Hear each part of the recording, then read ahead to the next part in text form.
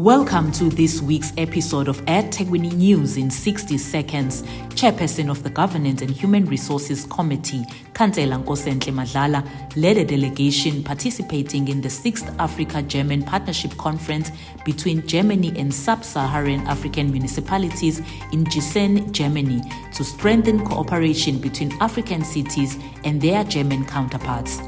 The city recently hosted a 3-day Institute of Environment and Recreation Management's Annual Convention 2025 at the Moses Mabhida Stadium and the People's Park Precinct. The convention highlighted the critical role of municipalities in shaping resilient, inclusive, and green urban environments.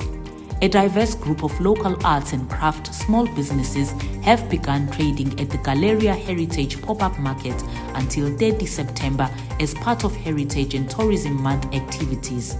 That's it for this episode. Catch you next week.